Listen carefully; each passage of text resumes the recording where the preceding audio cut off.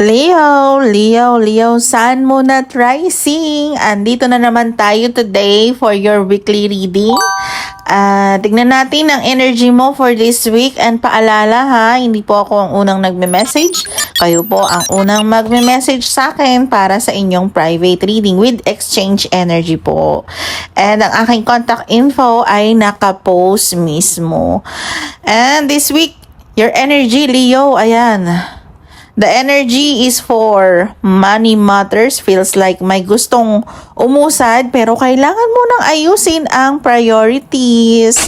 May opportunity or idea na pwedeng pagkakitaan. Pero hindi siya yung energy na basta-basta darating ng walang effort ha mga Leo. Channeling your energy. Your soul calls here. May possibility na may ginagawa kang pinag-iipunan, inaayos na financial plan, sideline application, business idea o trabaho na gusto mong mas mapalago. Ang strongest message dito, huwag mong maliitin ang maliit na progress. Something you're repeatedly working on can become more stable kapag consistent ka. Ayan. Pero may isang bagay akong nararamdaman sa finances mo ha, Leo. May tendency kang magbigay ng higit sa kaya mo, either sa family, responsibilities, obligations, or sa mga bagay na gusto mong maayos agad. Kaya this week, kailangan mong maging mas practical. Hindi lahat na kailangan ay kailangan mong akuin. At may energy rin ng pagiging very analytical. Parang may financial decision kang ayaw mong gawin ng padalos-dalos. At tama yun ha. Check the details, read the terms, compute before committing. Mas magiging pabor sa'yo ang desisyon na pinag-isipan kaysa sa desisyon na dala ng emosyon. Ayan. Sa health energy naman, hindi ko to babasahin bilang diagnosis. Ang lumalabas is more on pagod, tension, at imbalance sa routine. Kaya Leo ha, particularly watch your sleep, energy levels, digestion, stomach area, at tension sa katawan. Especially kapag maraming iniisip o irregular ang routine. Parang may pattern na kapag busy ka, nauna mong asikasuhin ang ibang bagay bago ang sarili mo. Pwedeng napapabayaan ng proper rest, meals, hydration, at recovery time. May possibility din na stress is showing physically. Yung pakiramdam na kahit technically nagpapahinga ka, hindi talaga relax ang katawan mo dahil active pa rin ang isip. So this week ha, pay attention to recurring symptoms rather than ignoring them. Kung may persistent pain, unusual symptoms, or something that's getting worse, ayan, mas mabuting magpatingin sa healthcare professional kaysa i-assume na stress lang to. So for this week, your body is asking for consistency more than intensity. Hindi mo kailangang biglain ang sarili mo. Mas importante ngayon ang regular sleep, enough hydration, balanced meals, movement na kaya ng katawan mo, at intentional rest. And Leo ha, may isang message dito na very clear. Hindi mo kailangang ubusin ang sarili mo para mapatunayan na kaya mo. At sa money, build slowly and wisely. Sa health naman, don't wait until your body force you to rest. And this week is about learning how to protect what you're building, including yourself ha. Okay. Leo, sa love energy mo this week, may feeling na may emotional distance na hindi basta-basta maipaliwanag. Kung may relationship ka, parang may bagay na hindi pa na pag-uusapan ng diretso. Hindi naman necessarily ibig sabihin na may malaking problema. Pero may tendency na may isang tao na nag-hold back ng feelings para maiwasan ang confrontation. I can feel a strong need for clarity and emotional honesty dito. May isang situation dito na parang gusto mong malaman kung saan ka talaga nakapwesto sa buhay ng isang tao. Hindi mo na gustong manghula sa actions, mixed signals, or inconsistent communication. And Leo, this week, observe actions more than promises. At kung single ka naman, may possibility na may attraction or communication na nagsisimula pero hindi pa fully developed. Someone may be interested but cautious, or you're dealing with a connection na hindi pa ready magbigay ng emotional certainty. Ayan. And important message ha mga Leo, don't force an emotional outcome. Kung genuine ang connection, hindi mo kailangang habulin para lang manatili ito. And for those who are already emotionally attached to someone, ayan Leo, may realization this week tungkol sa difference between what you want to happen and what is actually happening. That realization can feel emotional, pero it's also empowering because it helps you make a clearer choice. Sa career Leo, mas maganda ang energy. May indication ng work, skill, development, productivity, at something you're trying to master. If you're employed, possible na mas maraming task or responsibilities ang mapunta sa'yo this week. At first, parang nakakapagod, pero this can also show your competence. Someone may be quietly observing your performance, ha? Hindi kailangan na ikaw ang pinakamaingay sa room. Your work is speaking for you. For business owners, freelancers, creators, or people building something independently, this is a good week to improve your system. Don't just start something new. Refine what is already working. May tendency rin na maging very strategic ka ngayon. You're looking at the bigger picture, income, stability, long-term plans, and whether something is actually worth your time.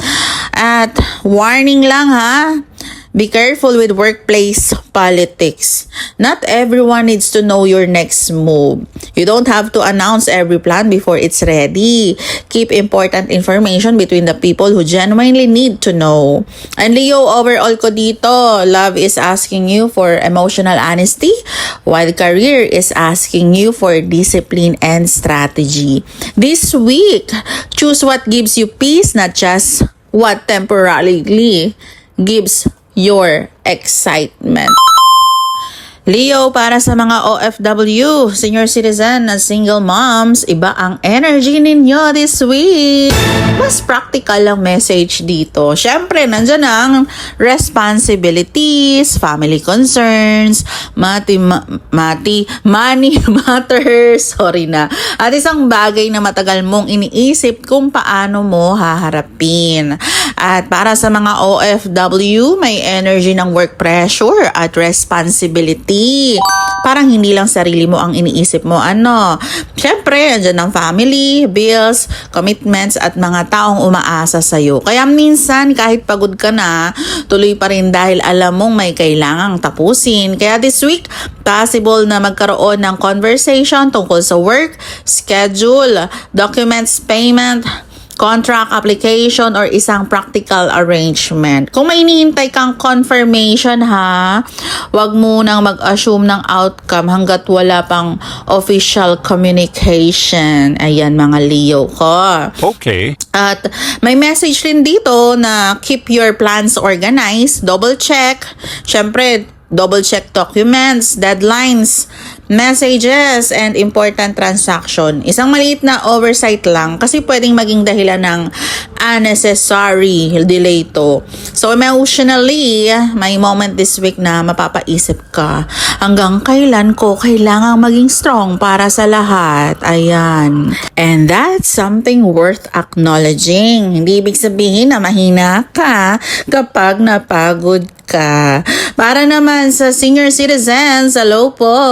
Ang energy is strongly connected sa routine, home, family, and personal well-being. Possible na mas mapansin ninyo this week ang isang bagay sa bahay na kailangang ayusin, linisin, palitan, or pagtuunan ng atensyon. May family member din na maaaring mag-check sa'yo, tumawag, bumisita, or magkaroon ng mas meaningful na conversation. Sa health naman, gentle reminder Self-care po, don't ignore persistent symptoms or changes sa inyong katawan. Regular check-ups and professional medical advice are important, especially kung may nararamdaman na paulit-ulit. Huwag po matigas ang ulo ha. The message here is very simple. Your comfort matters too at hindi kailangang ikaw lagi ang nag-a-adjust para sa ibang tao. Para sa mga single moms, Leo, this feels very emotional. You are carrying two kinds of responsibility at the same time. Your own needs and the needs of your family. May possibility this week na magkaroon ng concern involving money, household expenses, child-related needs, ayan, work or an important family decision. Pero ang interesting dito, you're becoming more practical. Hindi ka na basta-basta gumagawa ng desisyon dahil naawa ka or pressured ka. You're starting to ask, ano ba talaga ang sustainable para sa amin? Ano? And that is very mature question.